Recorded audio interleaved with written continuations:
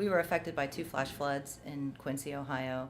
Hurricane Ivan and Francis, they came back to back, and that left us homeless. We were homeless for a couple of months, and I was at work one day and I was going through foreclosed homes because FEMA had come in.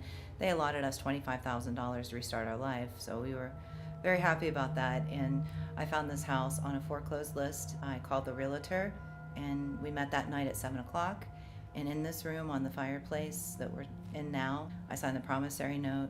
The next day, the bank called, they accepted the bid, and we were moving in a couple weeks later. It happened literally overnight. We found out that the house had sat empty for about 4 years. We don't know why it was foreclosed the first time, but shortly after we moved in, I'd say maybe 2 weeks, we moved in July 4th weekend. I don't remember the year because it was almost 10 years ago, I think 10 years ago. I was asleep on the couch, and I felt the cushion go down. And I opened up my eyes to an apparition, a gray figure of a man. He was kind of transparent gray. It scared me. I didn't know what that was. I had no idea if I was dreaming, if I was waking up from a dream or not, but I clearly remember waking up and sitting up and saying, "Who are you? What are you? What do you want?" And he got up, and I could feel the cushion come back up, and he walked into the foyer and he vanished. And that was the first paranormal experience that I personally had in here. So right now, me and Rocky are up here in the attic. We're gonna start up here and we're gonna work our way through the rest of the house, hit the second floor, first floor, and then the basement. So with any luck, hopefully we'll be able to document and capture some of the evidence on video or audio that people have experienced. So there's been reports of people being attacked here, investigators having to go to the hospital. You know, one guy almost pushed out of one of the second floor windows. So we're gonna start with an EVP session up here. Up in the attic, there's reports of hearing disembodied voices, footsteps, seeing dark shadows. So that was really the main reason we started our investigation up in the attic. If there are any spirits up here with me and Rocky, we're just here tonight to speak with you. So if there's any way that you can communicate with us, if you can talk to us, or you could move something or knock on something, we would appreciate it. Is there anybody in the attic up here with us right now?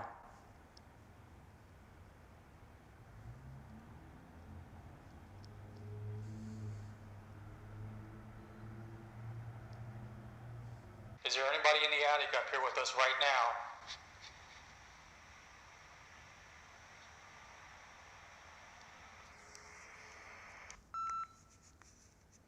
Emily, if you're up here, can you say yes or no, please?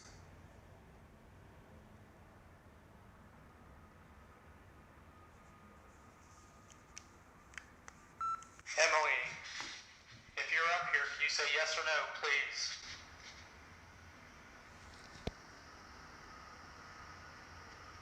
A little girl named Emily Davis came through the ghost box. "Can you tell us what your name is?" And she said, "Emily." And he said, "Can you say hi, Kristen?" And she said, "Hi, Kristen." "Can you tell us what your last name is?" And she said, "Davis." Hey, did you hear something? Door Is it a door or squeaking. a squeak? If you're down on the second floor, can you come up to the attic right now?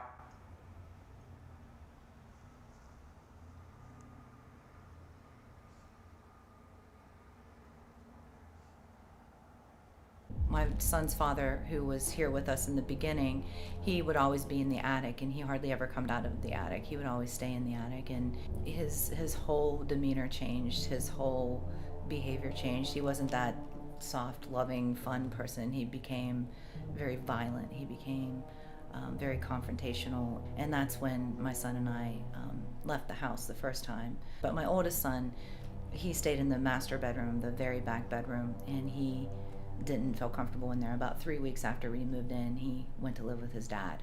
We were scared to stay here, so we moved on the bottom floor. We didn't live on the second floor. We have a bathroom down here, but a shower down in the basement. We just stayed on this level. But a lot of voices, a lot of footsteps. I mean, so many. My friend Brittany and I, we came here one day, and we heard footsteps, and we're like, "We gotta go, goodbye." We just left. I mean, we were chickens, you know? We were chickens. Give us a sign of your presence.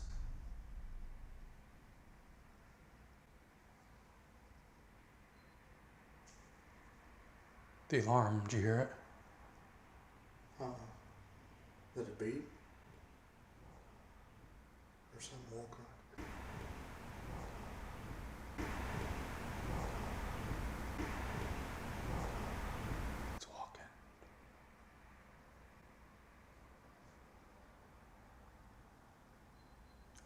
There's the alarm. There's footsteps and something's walking. It's still chirping. Let's slowly walk down there.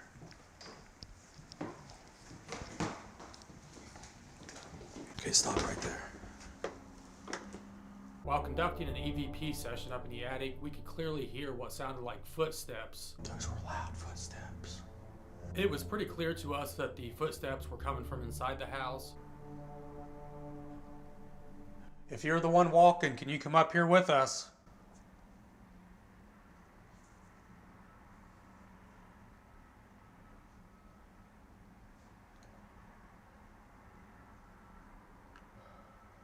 There it is again.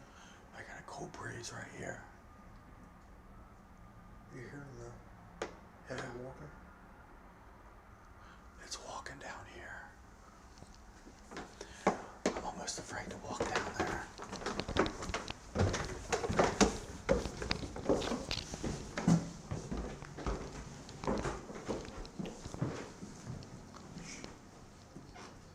Sound like it's running.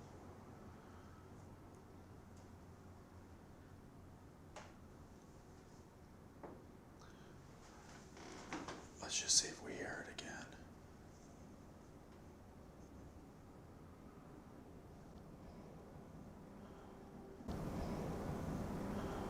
You could definitely tell that those were inside on the wood floors.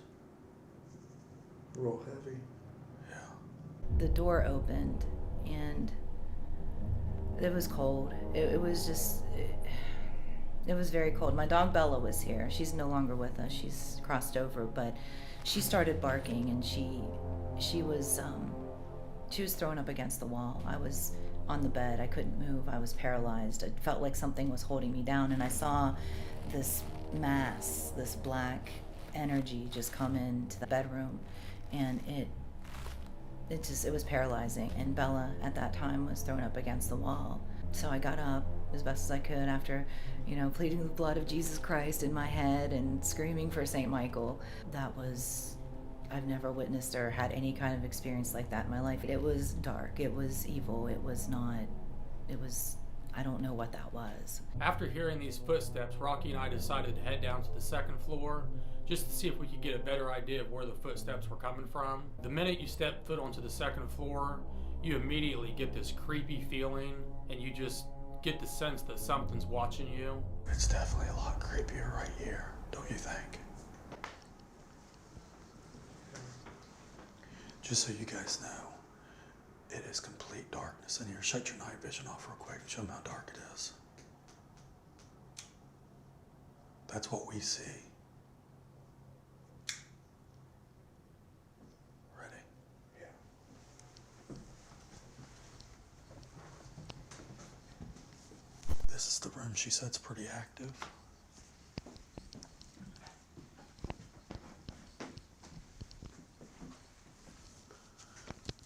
We heard you walking when we were upstairs in the attic.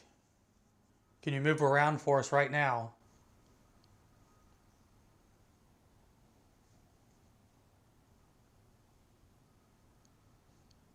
I think what helped validate that is we heard the footsteps and then the alarm went off. Yeah. Are you up here on the second floor with us? Please give us a sign.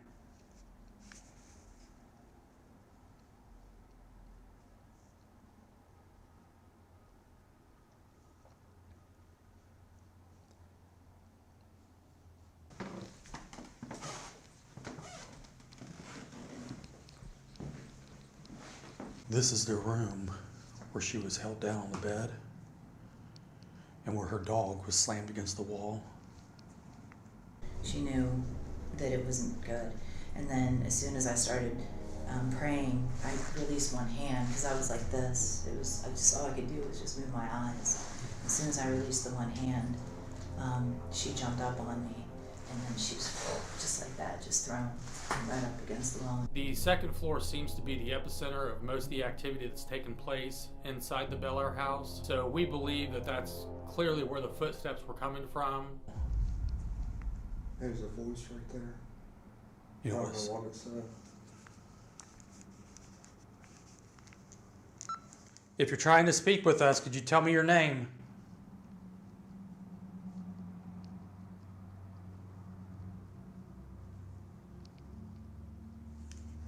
There was something I couldn't make it out. Trying to speak with us, could you tell me your name? You hear it? You just say something? No. Did you hear it? Yeah. You hear it? You just say something? No. Did you hear it? Yeah. What the hell did it say, Josh? That's what I thought. I thought you said my name. No. It's touching my arm. Where at? Right by my elbow, where it bends. This one? Yeah. It's like it's getting numb. Are you touching Rocky right now?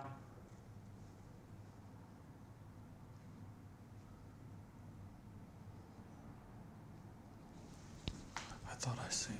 Keep the light over towards this hallway right here. Oh. That was loud.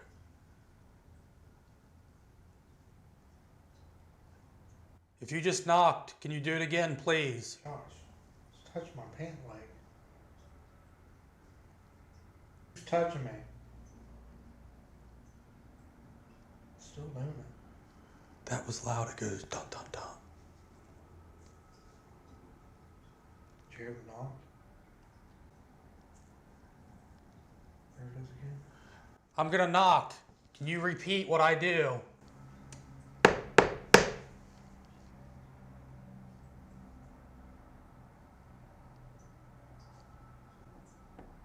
There it is. There it is. Oh, it did it 3 times. Yeah. Renters moved in. They were from a roofing company because a big hailstorm came and it just tore everybody's roofs apart. So we housed renters here, and it was a group of construction people. They didn't stay. They sublet and they left, and then the sublease people, I found out when I saw these new people on the front porch, and they left too.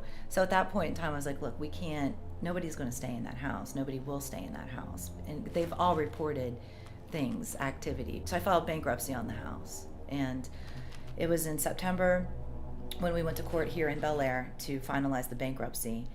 We left. We left the Ohio Valley. I went back to Massachusetts and I started working in Salem because I didn't want anything to do with Bellaire or this house. It was a new life. It was going to be a good life, you know, non-paranormal life. And I listened to a voicemail, the last voicemail, because he'd called 7 times in a row. And it said, you get your ass back here right now or I'm going to fine you $800 a day. What is he talking about? I don't even own that house anymore. So I didn't like what he said to me. So I called him and I said, Mr. This is Kristen Lee. I don't own that house. And he says, oh, but you do. And I said, no. He says, I know you think you filed bankruptcy, but you better call your attorney. I'm not going in that house. If we go in that house, somebody's going to die, and I don't want to die today. And the fear that I had of that house back then, it was that fearful. And he said, so what do you want to do with the house? I said, the village can have the house. You all can have the house, and I'll just go about my way. And he said, well, we can't just take it from you. I said, then give me a $1 bill and we'll just call it even. We stood here and he said, he pulled me aside and he said, look, why don't you open this house up as a paranormal attraction and build some revenue for our village? And I said, I don't want to do it. I said, if you want to do it, you can do it. I don't want any part of that because somebody's going to get hurt. Do you think those footsteps are coming from downstairs? That's where the alarm went off.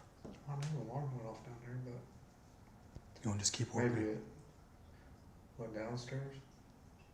I mean, the other alarm's down there right now. What are you doing? Did you fall? Didn't we shut all the lights off down here? Yeah. That light's on.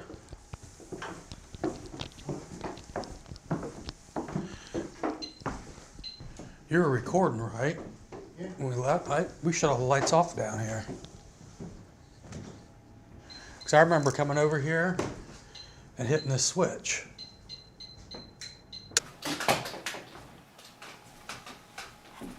Hold on 1 second. All right. Did you turn the light on in here?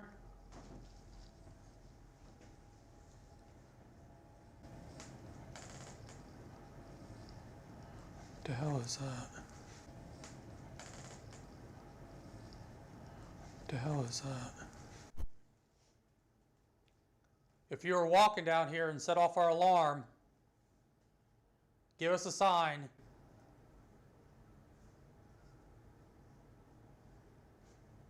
A lot of people think, oh, she sold 20,000 copies of the book. I didn't write the book to make money. We walked away from this house, and that was it. And we knew that we were never coming back. And that's why I wrote the book, for the next homeowners of the house. I wanted them to know what was in this house. If they have activity, they're going to want to know who to contact, where to get help. I wanted out. I just wanted my life back. I wanted my son and my dog, because at that point, that's all I had. And that was tough, you know? But then it just became very popular, you know? And Jeff, the goat, everybody calls him the goat, he was with a team one night. It wasn't a team, it was a public tour. And he was pushed through the second-story window. While I was walking down the steps, I was carrying equipment with me. I was leaning this way, my arm went halfway through the window, it cracked it. It went up on the lining there.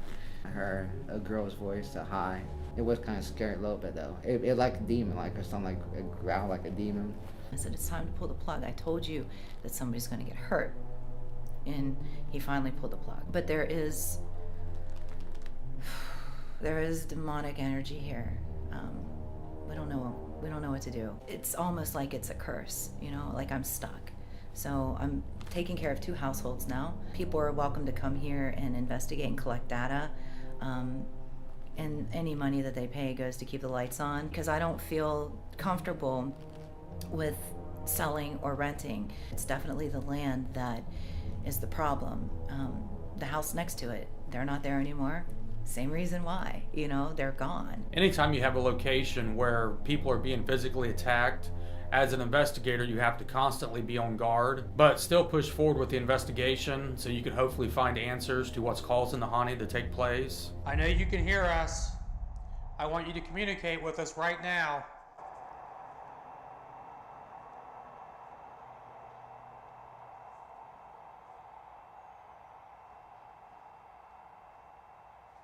You keep setting our alarm off.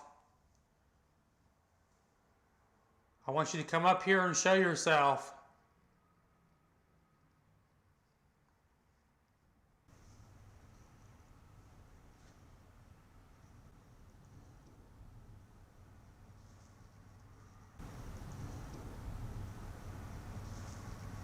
What the hell was that? That was more than walking. It's like when you get down here, you get that creepy ass feeling. Once we run up to the attic, that's when the alarm goes off downstairs. Mm-hmm. It's like we go upstairs, it runs downstairs.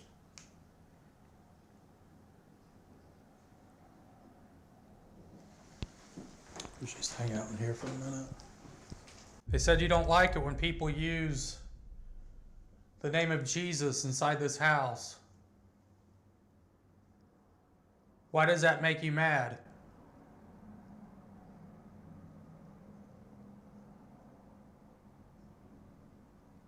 The last renters, he came in with a family of 7 and he left with 2 people. It did to him and his family what it did to mine. The last thing that he said to me was he was walking out of the foyer into the kitchen to go to the bathroom, and the chandelier almost, like by that much, just fell right down on top of his head. And at that point, he picked up the phone and he said, it's time, we're gonna go. When you deal with what's in here, you just don't want to remember it. You want to get as far away from ghosts, God sometimes. You really walk that line of what the hell just happened. This stuff really does exist, because it rips us apart. It rips families apart. You can come up here. I'm not afraid of you.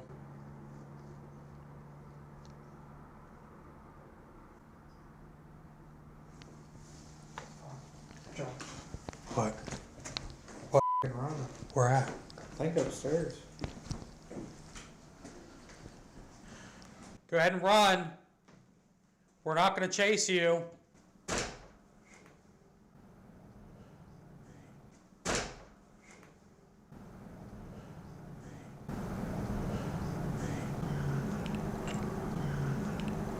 Did you just hear a laugh? You hearing that? Yeah. Sounds like it's upstairs. Sir, you upstairs?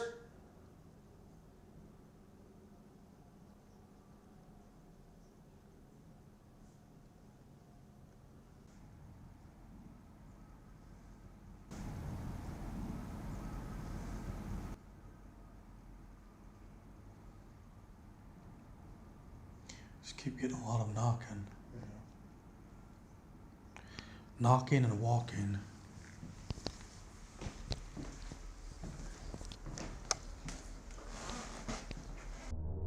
After Rocky and I wrapped up our investigation of the main level of the house, we decided to head down to the basement and see if we could document any activity down there.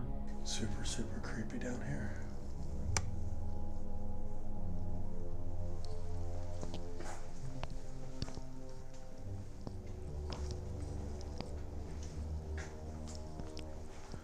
Are you down here?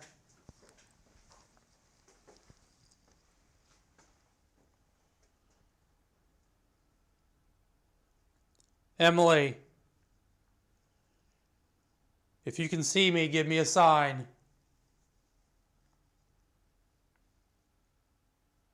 Do you think it's something trying to pass itself off as a kid? I mean, why would a kid do half the shit they talk about? You know, what kind of kid would throw a dog up against the wall? And I'm not the only person that has seen this little girl. She's probably about, I'd say, maybe this high. Blonde, like dirty brown hair, white little dress. We don't understand who she, we don't understand why she's still here. Why does she still stay here? Because there is a predominantly evil, dark force here. But this was the room of Emily Davis where a lot of activity happened with her. Whatever that Emily Davis thing is, it's not an Emily Davis anymore. It is not a sweet, innocent, cute little girl. It has turned into something that, it's ugly. It's very ugly. So from what I've gathered throughout this last course, from October or September until now, I don't believe that that's Emily Davis. I believe that that's something a hell of a lot darker than what we have been led to believe that it is. So that's something to look at too. I don't know. If you have the strength to push people, knock things over, throw a dog against the wall, then you have the strength to hit something down here right now. There was about 9 of us sitting around the table. We saw a full apparition come down the steps, go into the basement. Behind the house is that native cave and native burial, and then the explosion of the coal miners happened underneath of the house, and then the Ohio River is right in front of the house. The train wrecks, the French and Indian War, the murder right next door, it's all oppression, it's all negative energy, and it's the land. It's just not the house. It's the whole entire 21, 22 acres of Jacob Hetherington's. It's not a pleasant place to be. I can't imagine the people that are still living here. They have hard times. They do have hard times. It's not just me, it's the neighborhood. On July 5th, 1944, there was a massive coal mine fire that took place in Bellaire, Ohio, which took the lives of 64 coal miners and 2 of their rescuers. What we understand, it was from this tunnel right down here, that portal, which is maybe 5 or 6 houses down from this one. She said it was from here to the apartments right there, and that's where the coal miners had exploded. That's where they died, and that's where the explosion happened. Were you one of the miners that was killed in the mine explosion? If you were one of the miners killed in the explosion, can you tell us your name? Who's here? Tell me your name. Is Emily up here with us? If you're in this house and you can see me and Rocky, and you can hear us, I want you to say one of our names right now.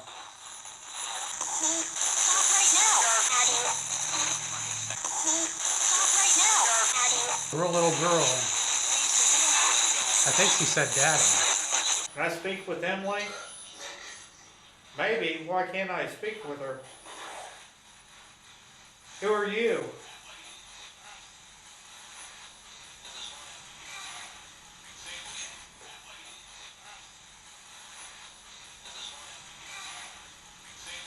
I want to hear the little girl. Only the little girl can speak. Can you hear me? Said yes. Were you killed in the mine accident?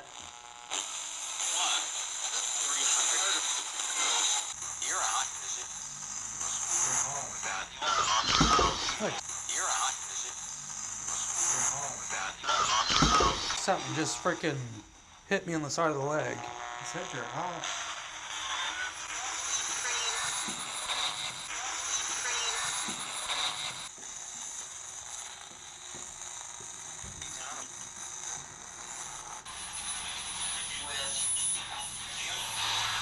Did you die in this house? Mother perished in that plane crash. 6 months. She added for that year. To the healing, beginning with the other son. To the healing, beginning with the other son. Can you tell me your name? When? When? Why are you in this house? So we've got a list right here of all the miners that were killed in the mine accident. So we're going to try reading some of these off and see if we can get a response. Edwin Patterson.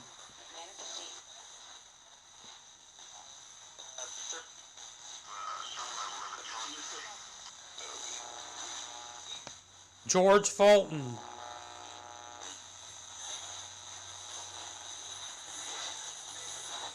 Give us your first name.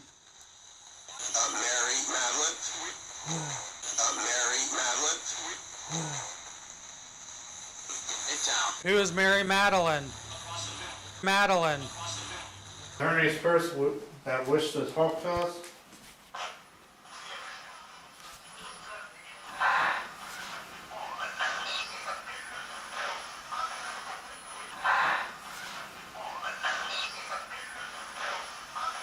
I think what we should do is when we sleep in here, Yeah. set cameras up, one on the bed, and then one facing out this way. Don't disclose anything about your family here.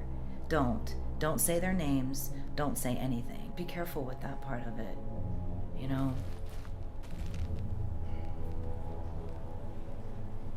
That's hard, you know? It's tough. And what are you feeling right now?